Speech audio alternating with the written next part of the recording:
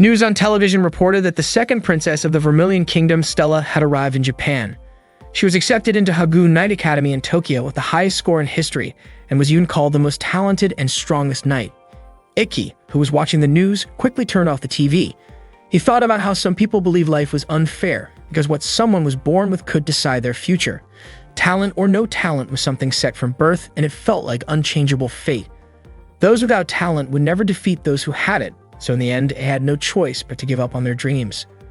Ikki remembered the words of his great-grandfather Ryuma, who had told him not to be bitter when he realized his own weakness. That advice was proof that Ikki had not given up on his dream. Holding on to those words, Ikki summoned his sword Intetsu. He was a blazer, a special kind of human able to summon weapons formed from their very soul and use supernatural techniques through magic. Blazers recognized by the international organization were given the title of Mage Knight. Ikki's dream was to become one of them. After training with Intetsu, Ikki returned to his room only to find Stella there wearing nothing but light clothing. Shocked, he froze for a moment. Stella, equally surprised, became furious when she saw him. In his panic, Ikki clumsily tried to make things even, which only made the situation worse. Stella, angry and embarrassed, immediately slapped him. Because of that incident, Ikki was summoned by Kurono, the headmistress of Hagoon Academy. She explained that Hagoon had always been the most prestigious knight academy in Japan. Every year in the Seven-Star Festival that decided the strongest knight, Hagoon's representatives had almost always taken the championship. But lately, the academy's results had declined. That was why she had stepped in as headmistress, determined to restore Hagoon's glory. However, she had not expected Ikki to get involved in such an inappropriate misunderstanding. Ikki explained that it was just an accident. Kurono, though skeptical, questioned why he had reacted the way he did. Ikki admitted his behavior had been clumsy, but he tried to take responsibility by apologizing directly to Stella. He promised he would do whatever it took to make up for the mistake. Stella, still upset, initially wanted to spread the story, but after hearing Ikki's promise, she decided to forgive him only if he was willing to face the consequences. She teased him with an impossible demand, but Ikki refused, saying the accident was not worth such a punishment. Stella became more offended when Ikki downplayed the situation, and her anger flared. She called him a lowly commoner and threatened to unleash her power against him. Flames appeared around her as her fury grew. Ikki, frightened, desperately tried to calm her down. Stella accused him of violating her dignity by barging into her room and looking at her in a disrespectful way. Cornered, Ikki blurted out that he had looked at her because he was genuinely captivated by her beauty. Hearing his honest words, Stella was caught off guard. The flames around her fizzled out and she blushed in embarrassment. She wondered how Ikki could casually say such a thing. Ikki, meanwhile, insisted that the room was actually his own. Stella did not believe him until Kurono returned and clarified that from now on, they would be sharing a room. Both Ikki and Stella were shocked. Aki questioned why an A-rank student like Stella had to share a room with him, a Class F student. He admitted that the techniques he could use were limited to low-level physical enhancements, and his magic power was average at best. In other areas, his ability was at the lowest level in the academy. Kurono explained that this was why Ikki was nicknamed the worst one, the weakest student in Hagoon. The reason he and Stella were paired together was simple. There was no student weaker than Ikki, and no student stronger than Stella. Stella asked what would happen if more misunderstandings came up between them.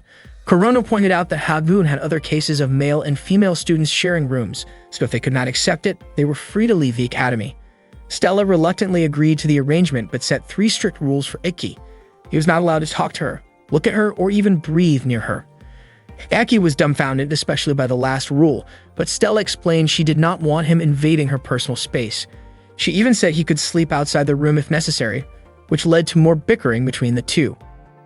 To settle things, Kurono reminded them that knights solved conflicts with their swords. She proposed a sparring match where the winner would decide the room's rules. Akai thought it was a fair and reasonable idea, but Stella was certain that a failing student from Class F could never beat her.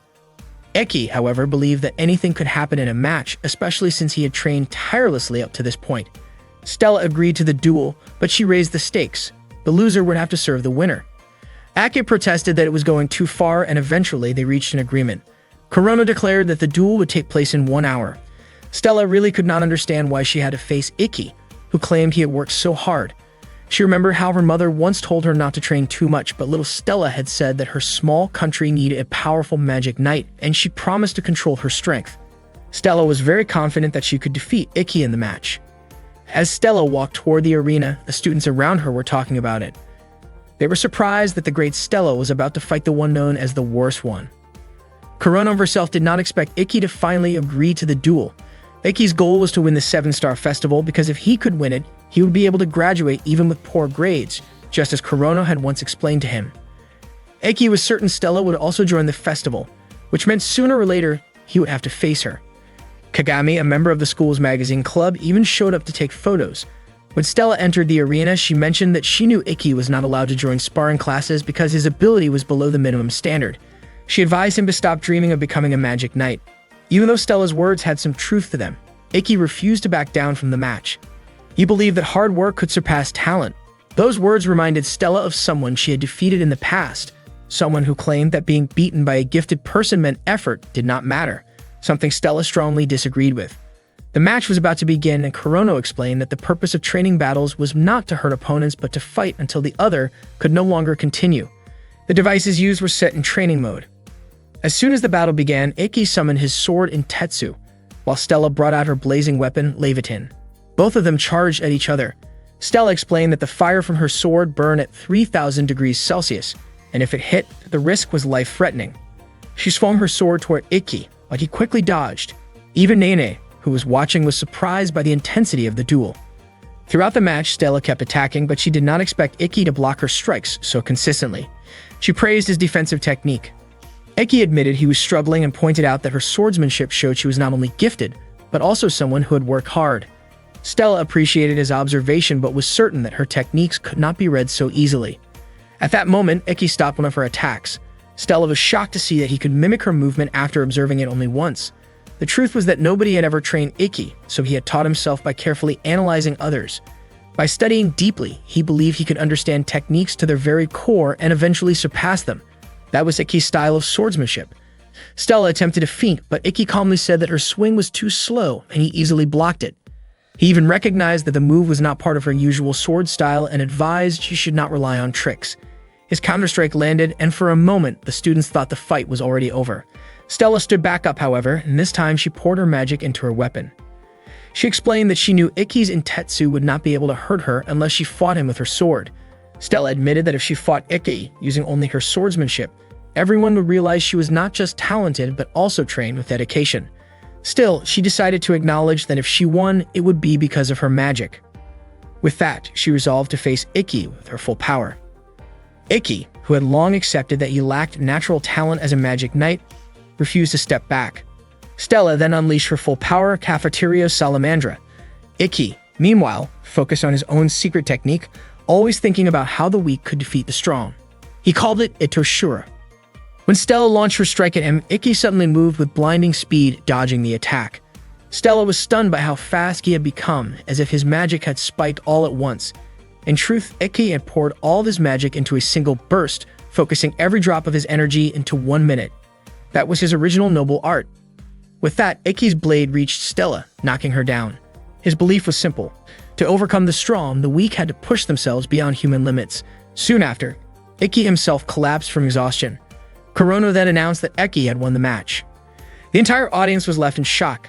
Nene, watching with a smile, commented that the upcoming selection tournament was definitely going to be exciting. After Stella regained consciousness, Kurono came to see her in the student infirmary. Stella admitted that it had been a long time since she had felt the sting of defeat. She asked how Ikki was doing. Kurono explained that the technique of releasing all energy within a single minute could only be used once a day, which meant Ikki must have been far more exhausted than Stella. Curious, Stella asked what had actually happened. A student like Ikki should not have been ranked at level F. Kurono explained that rankings were determined only by a blazer's raw ability scores, so skills like swordsmanship or martial arts were not considered in the evaluation. Because of that, the system at the time did not favor Ikki's strengths. Stella was still puzzled about how Ikki could end up repeating a year. Kurono told her that there were many difficulties, or rather, the kind of simple but unfair problems that often showed up. Ikki had faced that unfair system over and over, that he never gave up and continued to train his abilities with conviction. Earlier, Stella had once said that she wanted to study abroad because staying in her home country would not help her grow. Because of that, Kurono suggested that she follow Ikki's example so her time in school would not be wasted. Later, Stella returned to the room and saw Ikki fast asleep. She gently touched his back. It was the first time she had ever touched a boy's back. Suddenly, Ikki shifted in his sleep and his body pressed down on Stella's hand. She carefully tried to pull her hand away, holding herself back from making any noise. As she noticed Ikki's shirt slightly open at the stomach, a brief thought crossed her mind to reach out, but she quickly held herself back. Remembering how Ikki had once seen her in an embarrassing situation, she wanted to even the score, so she lightly placed her hand on his stomach. The moment she touched him, Stella felt a strong surge of energy flowing from him. Surprised, she muttered to herself why she had even done that in the first place. To her shock, Ikki suddenly woke up and asked what she was doing. Startled, Stella screamed in embarrassment. After that, Stella sincerely apologized to Ikki.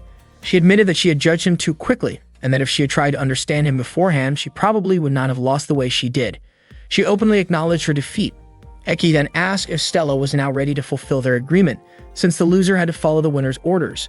Stella had no choice because she did not want to break her word. With frustration, she said that she would follow any order from Ikki. Ikki, amused by her expression, laughed. To Stella's surprise, Ikki's order was nothing more than asking her to become his roommate because he wanted to be closer to her. Stella's face turned bright red when she heard such a straightforward request. Ikki told her he would cancel the arrangement if she was uncomfortable with it, but Stella quickly stopped him. She said she would go along with it, insisting that she was only carrying out his order. Still flustered, Stella asked Ikki to call her by her real name. From that moment, the two of them agreed to be good friends. Shizuku was Ikki's younger sister. One day, she realized that even in their peaceful world, there was still a cruel fate.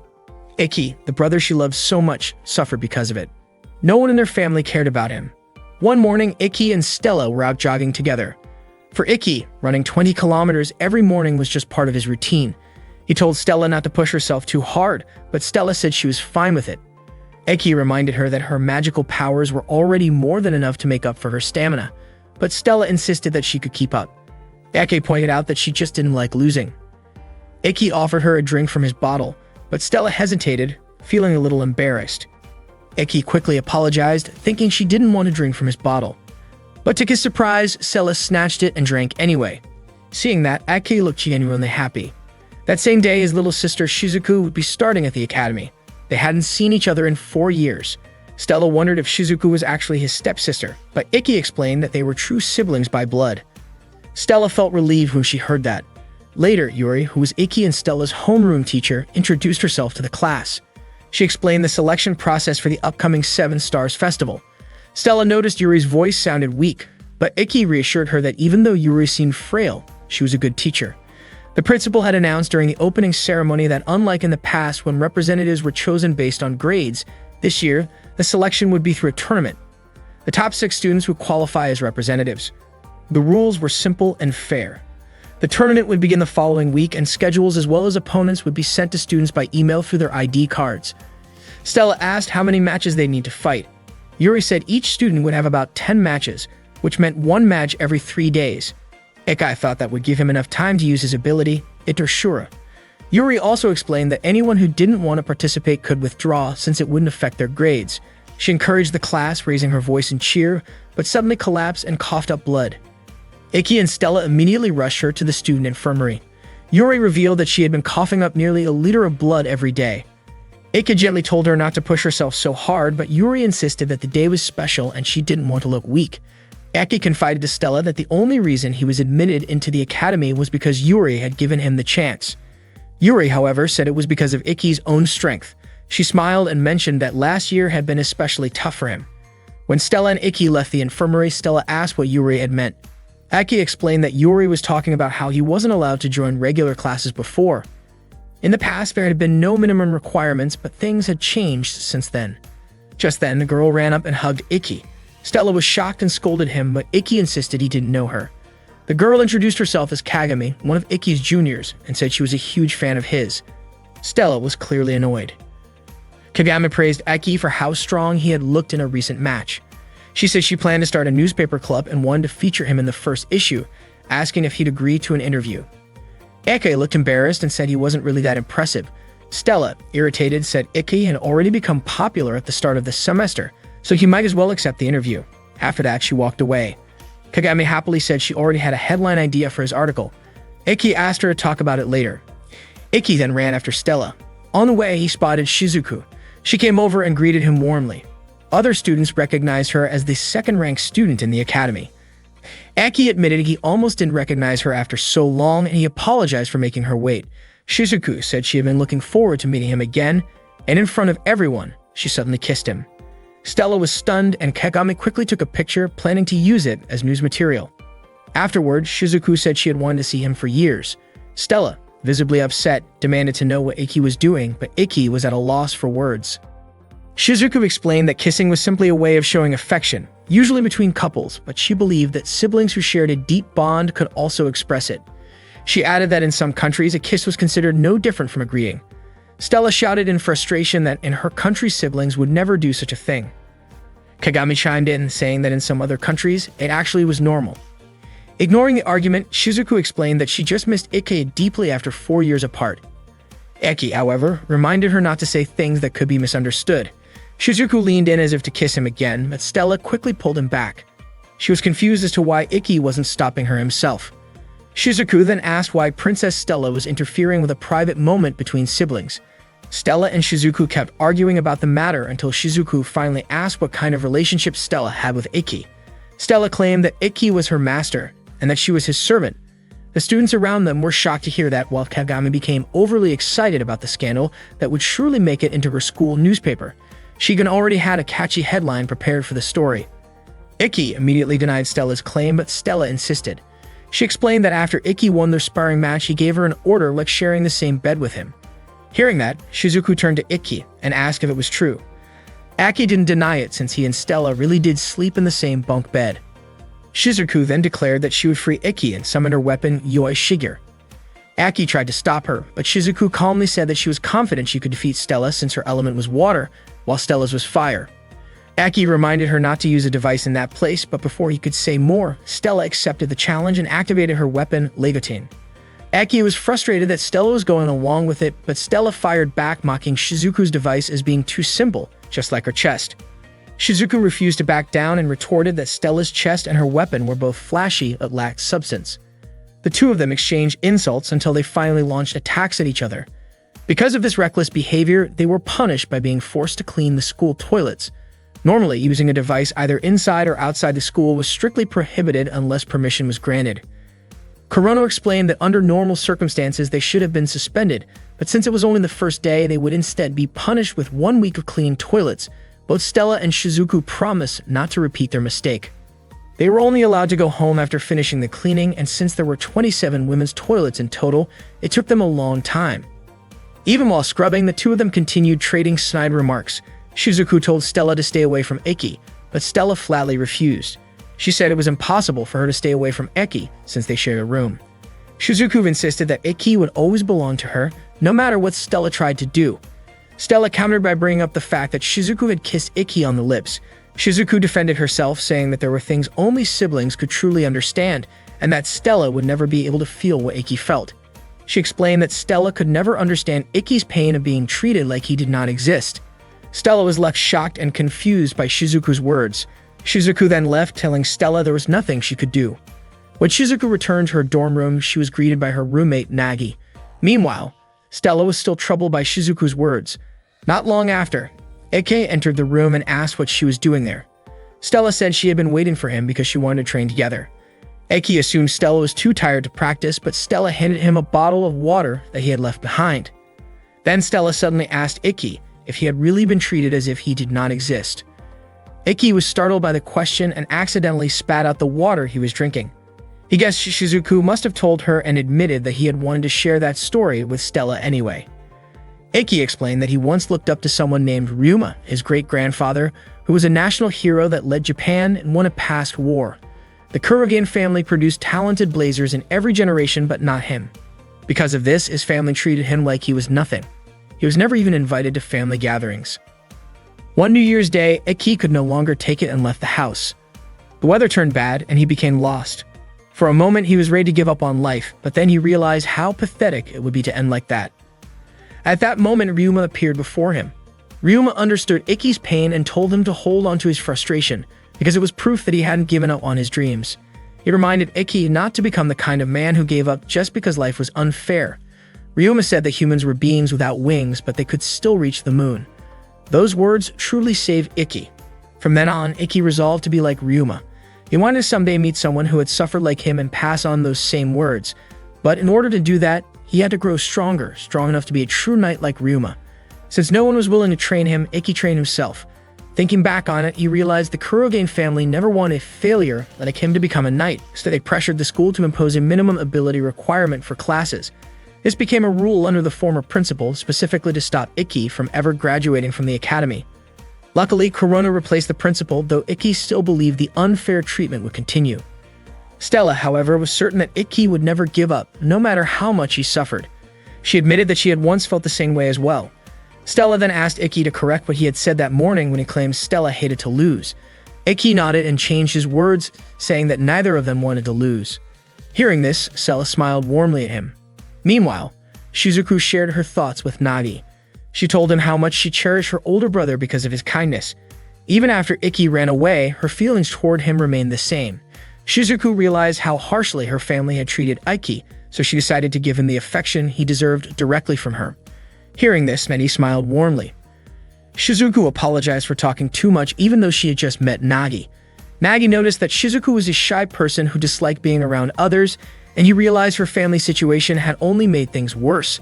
Nagi admitted that he had once met someone similar to Shizuku. He reassured her that he didn't mind listening to her stories and even hoped she could see him as an older brother. Shizuku smiled at his kindness. That evening, Stella was preparing dinner while Ikki was taking a bath. Without warning, Stella entered the bathroom, which surprised Ikki since she was dressed in only her undergarments.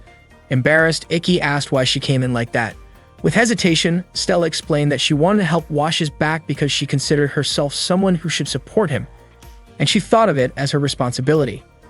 Ikki tried to refuse, saying he never asked for such a thing, but Stella insisted. She began helping him wash, and Ikki's face turned red as he tried to stay composed, especially since she was sitting so close. Stella then asked if Ikki liked women's bodies, catching him off guard. She mentioned that she had noticed his flustered reaction earlier when Kagami had accidentally bumped into him, and she also realized that Ikki had been sneaking glances at her. Feeling guilty, Ikki apologized and admitted with a red face that he did feel attracted. Instead of being upset, Stella teased him, closing the distance between them, which left Ikki even more nervous. However, in the middle of this, an awkward accident happened. Her eye strap came loose. Stella only realized it after it slipped, and when she noticed how close she was to Ikki, she became overwhelmed with embarrassment. As Ikki turned his head toward her, Stella panicked and scolded him. When Ikki saw the fallen bra on the floor, he froze, realizing what had happened. Stella's face burned with embarrassment, and in her flustered state, she lashed out by slapping his cheek before shouting in frustration. That day, Ikki and Stella were training together, crossing swords to sharpen their skills. Afterward, they took a break and started talking. Stella mentioned that she had received an email from the academy, and her opponent would be Momotani from the third-year class. Ikki admitted that he had seen Momotani fight before, and the device he used was a rather unusual armor. Stella asked Ikki not to tell her anything about it, since she was the type who disliked looking up information on her opponents. She wanted to treat it as practice, in case she ever faced an unfamiliar blazer. Ikki agreed, since there were times when not knowing an opponent's level of skill was part of the challenge. Stella then said that researching an opponent's strength, as Ikki often did, was also important. Suddenly, Ikki smiled. He was surprised that even though he and Stella often disagreed, they still managed to get along well. Stella's face turned red, and she felt really embarrassed after Ikki said that. When the bell rang, Ikki invited Stella to head back to class. Stella, looking nervous, shyly asked Ikki out on a date. But before he could answer, Ikki's phone buzzed with a message from Shizuku, inviting him to go shopping the next day. Stella looked annoyed, especially since Ikki immediately agreed to Shizuku's invitation. The next day, Stella tagged along when Ikki went shopping with Shizuku. Shizuku did not expect someone like Princess Stella to go shopping with commoners. It turned out that Shizuku had also invited Nagi. Stella explained that it was Ikki who invited her after she had said she wanted to learn more about Japan. Shizuku pointed out that Stella should focus more on learning proper manners and how to read the situation. Not wanting to lose, Stella countered that she did come along after reading the situation, since she would not let Ikki go off with his flirty little sister. Nagi then introduced himself as Shizuku's roommate, saying that Shizuku had asked him to keep her company while shopping. Ikki found Nagi's appearance surprising. Nagi explained that while he was a man by nature, his heart was more like that of a woman.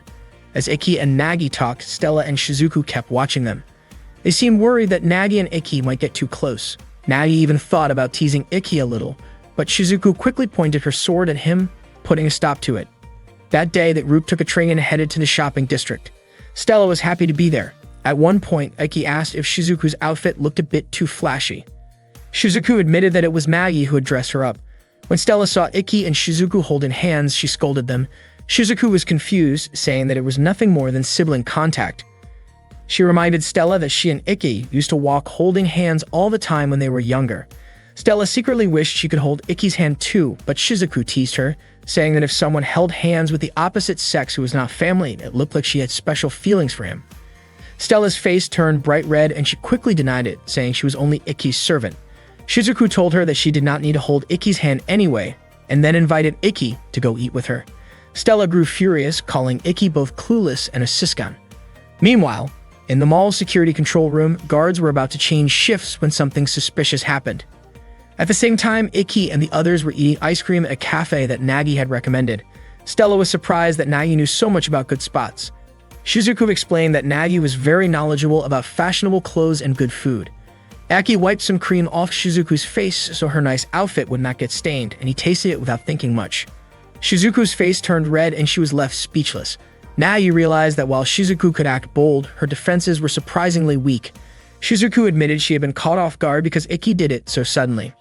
Unexpectedly, Stella smeared her face with cream and showed it to Iki, clearly wanting him to wipe it off like he had done for Shizuku. But since she had smeared too much, Iki went off to get a towel instead. Shizuku called Stella an idiot, and Nagi laughed, finding Stella's silly side rather cute. Back in the control room, an intruder entered and took out the security guards. At that moment, Iki and Nagi happened to be in the restroom. Iki was surprised to see Shizuku opening up to Nagi, since she was usually shy, easily irritated, and not good at dealing with strangers, especially men. Iki was grateful to Nagi for being friends with her. Nagi replied that Iki was exactly as Shizuku had described him, strong and caring.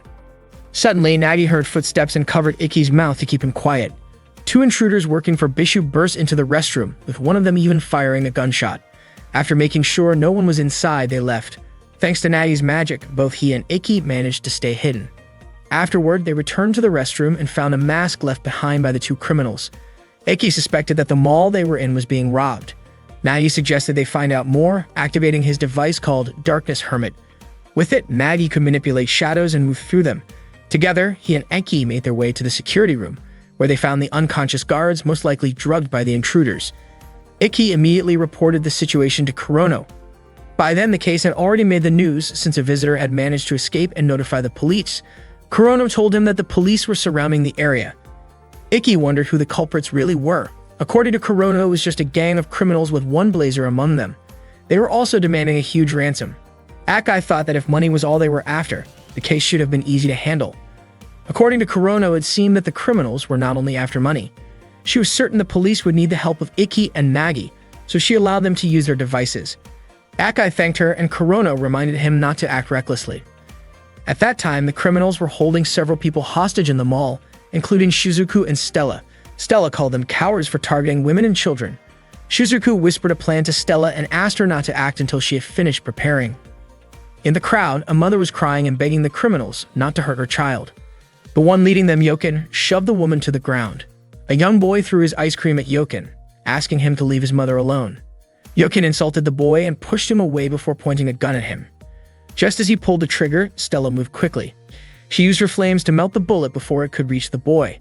Yoken fired several more times, but the shots had no effect against Stella's Empress dress. Stella calmly explained that she had no intention of fighting them and only wanted to speak to their leader.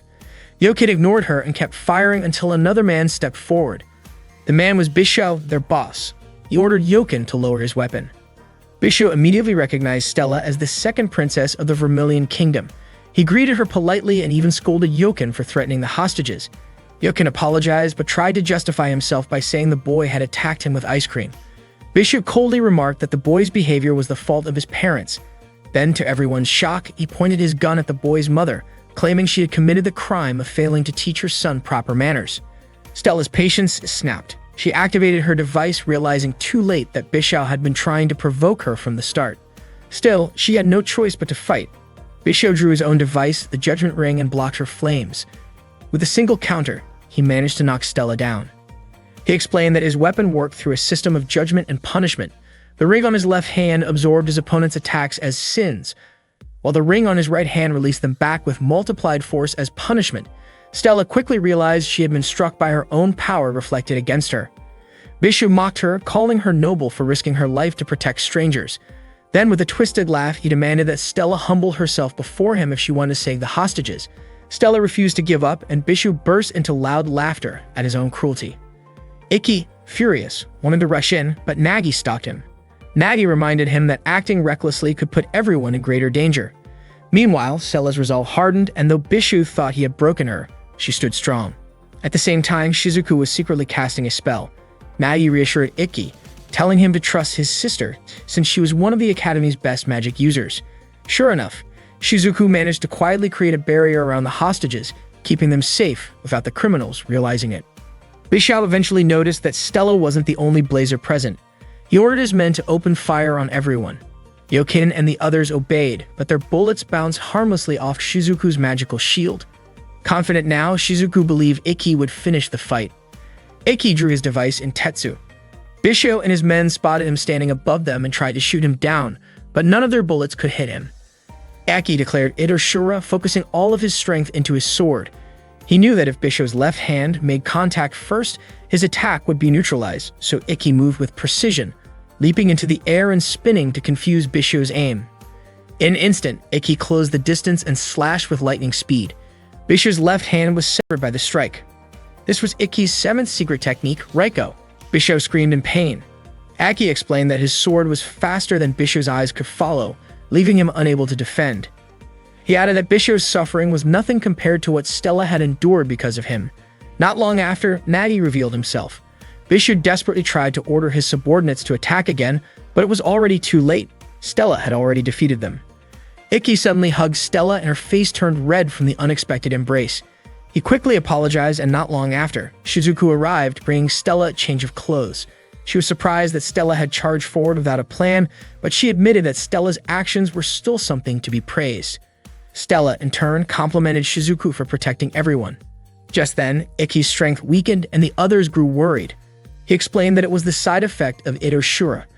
Out of nowhere, a woman who had been hiding among the crowd of hostages revealed herself as one of Bishu's subordinates and took control of the situation. She demanded that they release Bishu. Before anyone could act, a sudden attack knocked the woman down. Stella couldn't understand where the strike had come from. A man appeared, saying he hadn't intended to steal someone else's moment of effort.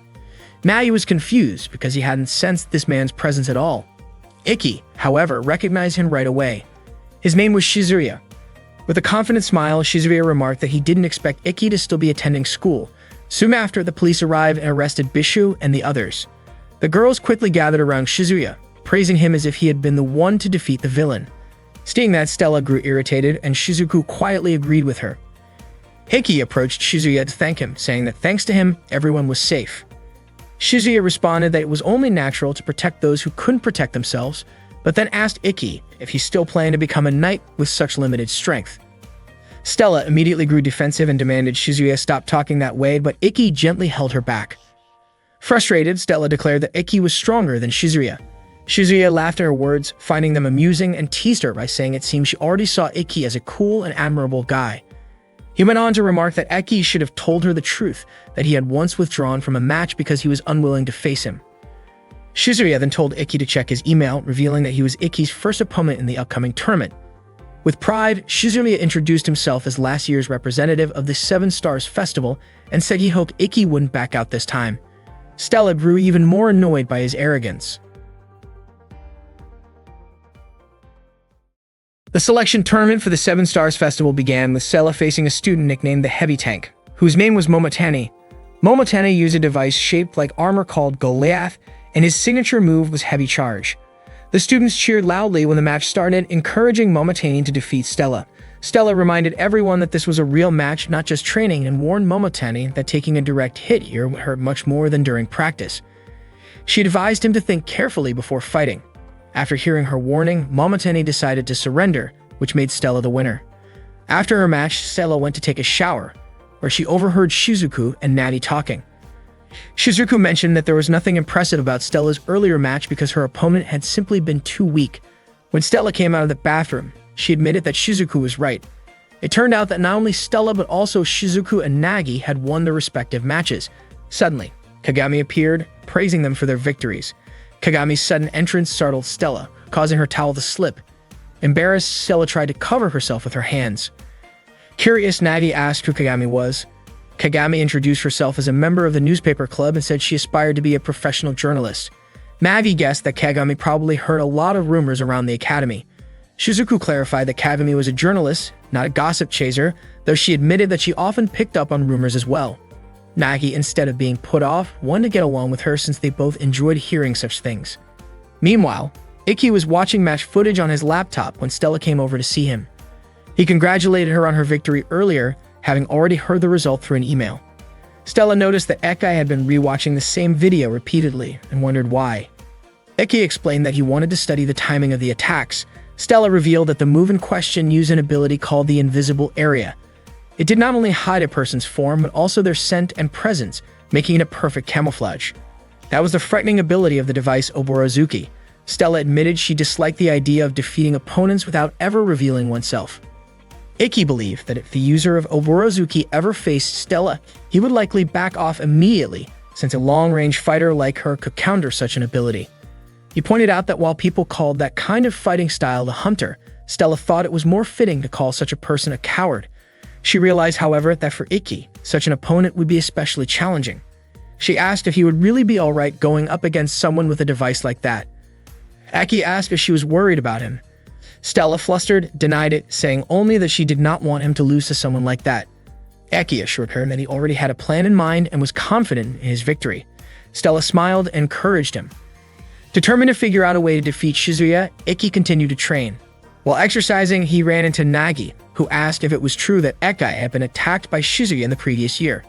Ikki explained that back then, the Kurogen family had close ties with the former principal, and they kept trying to push him out of the academy. Because of that, Shizuya began targeting him. At that time, Ikki was banned from attending classes since his ability scores were ranked too low. Shizuya had challenged him to a fight, thinking that if Ikki could hold his own, the teachers would be forced to acknowledge his strength. However, Ikki refused because he had no intention of fighting him. Shizuya continued attacking him relentlessly, but Ikki never fought back. If Ikki had activated Intetsu, it would have meant he had taken the provocation, and even dodging might have been seen as resisting. Instead, he chose to stand still without fighting back, and because of that, he avoided punishment. Nagi then asked what Ikki would do if things did not change this year. Ikki said he would keep working to prove himself even if it took years of repeating the same efforts. Nagi commented that such strength could be called endurance, the ability to carry burdens within the heart. He explained that normally when endurance reached its limit, the heart would scream. But Ikki seemed unable to hear those cries anymore, which was why he could remain calm and keep smiling. Nagi hoped that someday someone would be able to hear the silent cries of Ikki's heart.